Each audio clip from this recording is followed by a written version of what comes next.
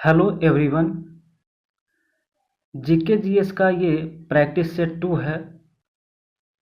यदि आप जीके की तैयारी कर रहे हैं तो आप इन प्रश्न के उत्तर को लगाते चलेंगे और देखेंगे कि आपने कितना क्वेश्चन का आंसर सही किया है।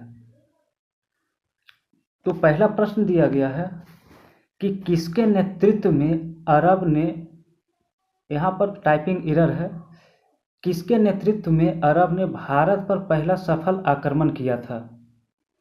पहला ऑप्शन है मोहम्मद गजनवी, मोहम्मद गौरी, मोहम्मद बिन कासिम या इनमें से कोई नहीं। तो सोचने का प्रयास करेंगे, कमेंट करके बताएंगे कौन सा ऑप्शन इसका सही होगा। सभी अपना आंसर कमेंट करते चलेंगे। तो इस प्रश्न का उत्तर ऑप्शन सी सही होगा, मोहम्मद बिन कासिम। अब इस प्रश्न का कुछ की पॉइंट है, तो की पॉइंट को भी देखते चलते हैं। अरब का सिंध पर जो आक्रमण हुआ था वो 712 ईस्वी में हुआ था। अरब आक्रमण के समय सिंध का शासक राजा दाहिर था। अरब के आक्रमण का जो उद्देश्य था वो धन दौलत लूटना और इस्लाम धर्म का प्रचार करना था। अगला क्वेश्चन है कि गजनी साम्राज्य की स्थापना 932 ईस्वी में किसने किया था। तो आप अपना आंसर जरूर कमेंट करेंगे कौन सा ऑप्शन सही होगा। तो इस प्रश्न का सही उत्तर होगा ऑप्शन डी, अलेक्जेंडर। की पॉइंट है कि प्रथम तुर्क आक्रमण के समय पंजाब का शासक जयपाल था। मोहम्मद गजनवी सुबुक्तगीन का पुत्र था। क्वेश्चन नेक्स्ट की ओर बढ़ते हैं। तो थर्ड क्वेश्चन दिया गया है कि मोहम्मद गजनवी जो था वो गद्दी पर कब बैठा। 997, 998, 999 या 1001 ईस्वी। तो इसका उत्तर 998 ईस्वी होगा। कुछ की पॉइंट्स है कि मोहम्मद गजनवी अपने पिता के शासनकाल में खुरासान का शासक था। मोहम्मद गजनवी भारत पर 17 बार आक्रमण किया था।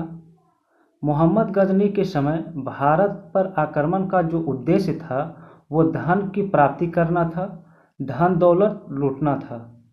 मोहम्मद गजनवी को मूर्ति भंजक आक्रमणकारी कहा जाता है। अगला क्वेश्चन दिया गया है कि मोहम्मद गजनवी ने भारत पर प्रथम आक्रमण कब किया था।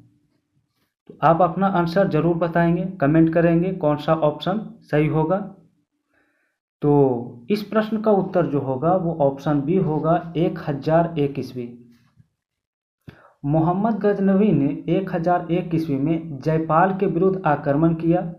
इसमें जयपाल की हार हुई थी।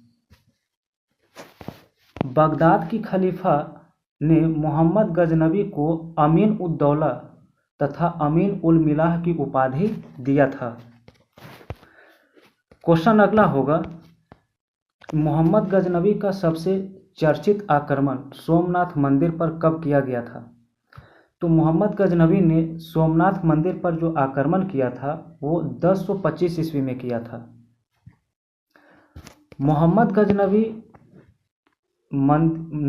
सोमनाथ मंदिर लूटकर ले जाने के क्रम में मोहम्मद गजनवी पर जाटों ने आक्रमण किया था और मोहम्मद गजनवी का अंतिम भारतीय आक्रमण जो था वो 1027 ईस्वी में था और ये जाटों के विरुद्ध था।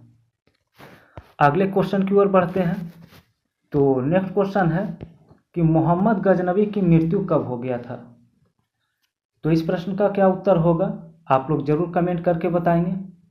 तो मोहम्मद गजनवी की जो मृत्यु है वो 1030 ईस्वी में हुआ था। क्वेश्चन अगला देखते हैं, कुछ की पॉइंट्स है इसका। तो की पॉइंट दिया गया है कि सुल्तान की उपाधि धारण करने वाला प्रथम शासक मोहम्मद गजनवी था। मोहम्मद गजनवी के दरबार में अलबरूनी, फिरदौसी, उतबी तथा फारूकी रहता था। अगला क्वेश्चन नेक्स्ट है कि मोहम्मद गौरी का भारत पर पहला आक्रमण कब हुआ था। 1173, 74, 75 या 76। तो इसका राइट आंसर ऑप्शन सी होगा, 1175। कुछ की पॉइंट्स है। मोहम्मद गौरी का दूसरा आक्रमण 1178 ईस्वी में पाटन गुजरात में हुआ था। यहाँ का शासक भीम द्वितीय ने गौरी को बुरी तरह पराजित किया था।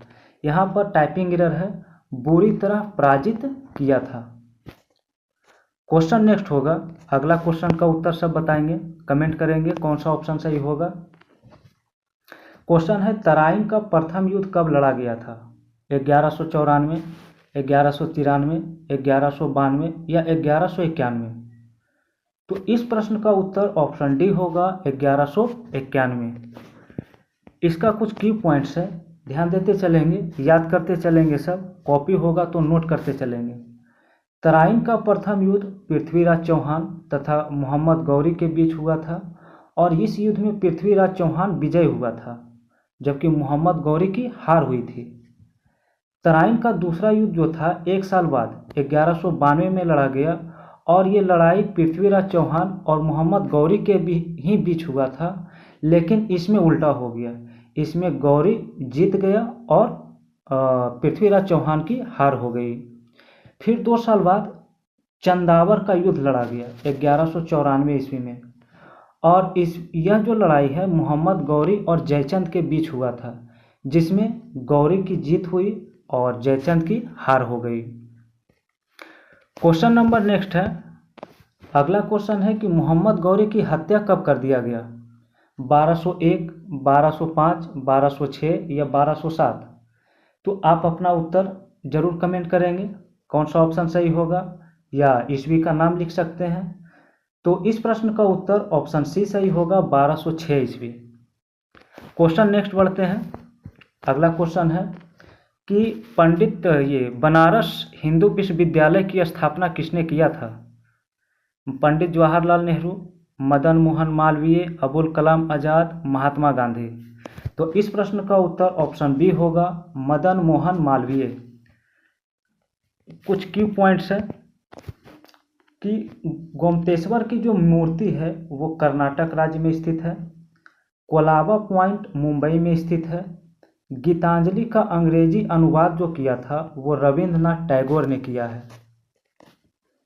क्वेश्चन अगला है कि पृथ्वी के चारों ओर परिक्रमा करने में चंद्रमा को कितना समय लगता है? और एक चीज़ मैं बता दूं कि यहाँ पर ऑप्शन जो है क्रम से नहीं दिया गया है, तो आप 4 ऑप्शन जो है तो सबसे जो फर्स्ट में उसको ए ऑप्शन मानेंगे, सेकेंड को बी, थर्ड को सी और फोर्थ को डी मानेंगे। तो इसी क्रम में जो ऑप्शन सही होगा उस ऑप्शन को कमेंट करके बताएंगे। तो इस प्रश्न का जो सही उत्तर होगा वो ऑप्शन ए सही होगा, 27 दिन 8 घंटा। बृहस्पति का अध्ययन करने वाला जो ग्रह है उसका नाम है वाइजर फर्स्ट। सुपरसोनिक विमान जो है वो आयन मंडल को हानि पहुंचाती है। पानी के अंदर जो सुनने के लिए यंत्र का प्रयोग करते हैं वो हाइड्रोफोन है। अगला क्वेश्चन देखते हैं। तो नेक्स्ट क्वेश्चन दिया गया है कि पंचायती राज का सबसे छोटा अंग कौन होता है? ग्राम पंचायत, जिला परिषद, पंचायत सेवक या इनमें से कोई नहीं? तो इसका आंसर कमेंट करेंगे। बहुत ही आसान क्वेश्चन है। तो इस प्रश्न का सही उत्तर ऑप्शन ए होगा, ग्राम पंचायत। कवियों में भारतीय आत्मा माखनलाल चतुर्वेदी को कहा जाता है। पोलियो जो है वो वायरस से फैलता है। झंडा गीत जो है वो श्यामलाल गुप्ता ने लिखा है। अगला क्वेश्चन की ओर बढ़ते हैं। तो नेक्स्ट क्वेश्चन दिया गया है कि ब्रिटेन में कैसी शासन व्यवस्था प्रचलित है? लोकतंत्र, जनतंत्र, राजतंत्र या तानाशाही? तो ब्रिटेन में राजतंत्र व्यवस्था प्रचलित है। कुछ की पॉइंट्स है, की पॉइंट्स को हम देखते चलेंगे। तो यहाँ पर टाइपिंग एरर है। मुसोलिनी जो है वो इटली का शासक था। हिटलर जर्मनी का तानाशाह था। चैंपियन ट्रॉफी जो है इसका संबंध क्रिकेट से है। नेक्स्ट क्वेश्चन है। नेक्स्ट क्वेश्चन बताना है कि सिम का फुल फॉर्म क्या होता है? Subscribers identity machine, subscribers ideal model, subscriber identity module या सब्सक्राइबर आइडियोलॉजी मशीन? तो इस प्रश्न का सही उत्तर ऑप्शन सी होगा, सब्सक्राइबर आइडेंटिटी मॉड्यूल। कुछ की पॉइंट्स है। की पॉइंट्स दिया गया है कि HTML का full form hyper text markup language होता है, जबकि HTTP का हाइपर टेक्स्ट ट्रांसफ़र प्रोटोकॉल होता है, रैम का रैंडम एक्सेस मेमोरी होता है और रोम का रीड ओनली मेमोरी होता है। नेक्स्ट क्वेश्चन दिया गया है कि विजयनगर साम्राज्य का अवशेष कहाँ स्थित है? हरियाणा, हिमाचल प्रदेश, हम्पी, नालंदा। तो इसका उत्तर ऑप्शन सी सही है, हम्पी, जो कि कर्नाटक में स्थित है। कुछ की पॉइंट्स है कि नंदी हिल्स जो है वो बेंगलोर में स्थित है। चूने के पानी को कार्बन डाइऑक्साइड जो है वो सफ़ेद कर देता है। नेक्स्ट क्वेश्चन दिया गया है, केंद्रीय बिल्डिंग रिसर्च संस्थान कहाँ स्थित है? ऑप्शन है बेंगलोर, मुंबई, चेन्नई या रुड़की।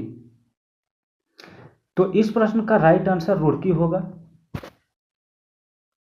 नेक्स्ट क्वेश्चन दिया गया है, अगला क्वेश्चन है कि ऑस्ट्रेलिया का राष्ट्रीय फूल क्या है? तो ऑस्ट्रेलिया का राष्ट्रीय फूल जो है वो वाइटल है। कुछ की पॉइंट्स देखते हैं इसका। तो की पॉइंट्स है, जर्मनी का राष्ट्रीय फूल जो है वो कॉर्न फ्लावर है, कनाडा का सफ़ेद लिली, आयरलैंड का सैमरॉक है और फ्रांस का राष्ट्रीय फूल लिली है। क्वेश्चन नेक्स्ट देखते हैं। अगला क्वेश्चन है कि जी का मान जो है, जी का मान अधिकतम किस पे होता है? ध्रुव पर, विषुवत रेखा पर, केंद्र पर या इनमें से कोई नहीं। तो जी का मान अधिकतम जो होता है वो ध्रुवों पर होता है। इसका ऑप्शन ए सही होगा। जबकि जी का जो न्यूनतम मान होता है वो विषुवत रेखा पर होता है। जी का जो मान शून्य होता है वो पृथ्वी के केंद्र पर होता है। त्रिविमीय चित्र जो है वो होलोग्राफी से लिया जाता है। क्वेश्चन नेक्स्ट होगा। अगला क्वेश्चन दिया गया है कि पृथ्वी के नीचे या ऊपर जाने पर जी का मान क्या होगा? घटेगा, बढ़ेगा, अपरिवर्तित रहेगा, इनमें से कोई नहीं। तो इस प्रश्न का उत्तर ऑप्शन ए सही होगा, घटेगा। कुछ की पॉइंट्स है कि ध्रुव पर नमन कोण का मान 90 डिग्री होता है और विषुवत रेखा पर नति कोण 0 डिग्री होता है। अगला क्वेश्चन होगा। तो नेक्स्ट क्वेश्चन दिया गया है, पृथ्वी का पलायन वेग का मान कितना होता है? आप लोग कमेंट करेंगे कौन सा ऑप्शन सही होगा। तो पृथ्वी का पलायन वेग ऑप्शन बी सही होगा, 11.2 किलोमीटर पर सेकेंड। चंद्रमा का जो पलायन वेग होता है वो 2.37 किलोमीटर पर सेकेंड होता है। वायुमंडलीय दाब को बैरोमीटर से मापते हैं और पोर्टलैंड सीमेंट में जो होता है वो लाइम, सिलिका और एल्यूमिना होता है। नेक्स्ट क्वेश्चन देखते हैं। तो अगला क्वेश्चन दिया गया है कि पृथ्वी की घूर्णन गति बढ़ने पर जी का मान क्या होगा? तो ये अपोजिट रिलेशन होता है, बढ़ेगा तो घटेगा और घटेगा तो बढ़ेगा। तो घूर्णन गति बढ़ाने पर इसका मान जो होगा वो घटेगा। ऑप्शन बी इसका राइट आंसर होगा। कुछ की पॉइंट्स हैं कि पृथ्वी के घूर्णन कम होने पर जी का मान क्या हो जाएगा? अधिक हो जाएगा। जी का मान जो होता है गुरुत्वीय त्वरण का वो 9.8 या लगभग में 10 भी होता है। 1 माइक्रोन बराबर 0.001 मिलीमीटर होता है। क्वेश्चन नेक्स्ट देखते हैं। अगला क्वेश्चन का आंसर सभी को बताना है। नेक्स्ट क्वेश्चन दिया गया है कि बैरोमीटर का पाठ्यांक यदि अचानक नीचे गिरता है तो किसके आने का संकेत होता है? आंधी, वर्षा, बादल, इनमें से कोई नहीं। तो अगर अचानक नीचे गिरा तो ये आंधी या तूफान आने की संकेत होता है। आगे दिया गया है कि बैरोमीटर का पाठ्यांक अगर धीरे धीरे नीचे गिरता है तो वर्षा आने की संभावना होता है और बैरोमीटर का पाठ्यांक धीरे धीरे ऊपर चढ़ता है तो मौसम साफ होने का संकेत होता है। नेक्स्ट क्वेश्चन दिया गया है कि द्रव का घनत्व अधिक होने पर पृष्ठ तनाव क्या होगा? तो इस प्रश्न का उत्तर बताएंगे। द्रव का घनत्व अधिक होगा तो पृष्ठ तनाव क्या होगा, बढ़ेगा। इस प्रश्न का उत्तर ऑप्शन ए सही होगा। यहाँ पर कुछ की पॉइंट्स है कि ध्वनि जो है वो अनुदैर्घ्य तरंग होता है, जबकि प्रकाश जो है वो अनुप्रस्थ तरंग होता है, और प्रकाश विद्युत चुंबकीय तरंग भी होता है। क्वेश्चन नेक्स्ट होगा, यदि वस्तु की चाल आधी कर दी जाए तो गतिज ऊर्जा कितना होगा। तो अगर वस्तु की चाल आधी कर दिया गया तो गतिज ऊर्जा जब भी पूछा जाएगा स्क्वायर कर देना है। तो 1/2 का स्क्वायर 1/4 आएगा, इसलिए ऑप्शन सी इसका सही होगा 1/4। कुछ की पॉइंट्स हैं, तो की पॉइंट्स में है कि ताप बढ़ने पर द्रव की श्यानता घटती है और ताप बढ़ने पर गैस की श्यानता जो है वो बढ़ती है। ध्वनि, यहाँ पर टाइपिंग एरर है, ध्वनि का वेग अधिकतम जो होता है वो इस्पात में होता है, और इस्पात नहीं है तो ठोस हो सकता है। नेक्स्ट क्वेश्चन दिया गया है कि आंधी आने पर छप्पर का उड़ना किस सिद्धांत पर आधारित है। न्यूटन का सिद्धांत, ओम का सिद्धांत, बर्नौली का सिद्धांत या आइंस्टीन का सिद्धांत। तो इस प्रश्न का जो राइट आंसर होगा वो होगा बर्नौली का सिद्धांत। कुछ की पॉइंट्स दिया गया है कि परम शून्य ताप जो होता है उसका वैल्यू -273 डिग्री होता है। केतली में पानी जो गर्म होता है वो संवहन विधि के द्वारा होता है। किसी वस्तु का ठोस से सीधे गैस में बदल जाना ऊर्ध्वपातन कहलाता है, जैसे कपूर इसका उदाहरण है।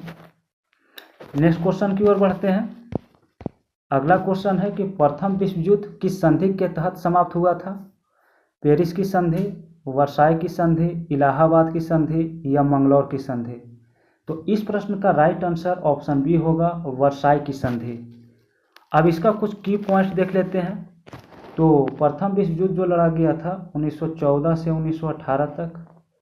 वर्साई का महल जो है वो फ्रांस में स्थित है, और वर्साई की संधि जो हुआ था वो 1919 ईस्वी में हुआ था, और इसी संधि के तहत प्रथम विश्व युद्ध समाप्त हुआ था। क्वेश्चन नेक्स्ट है कि होम रूल आंदोलन कब शुरू हुआ था।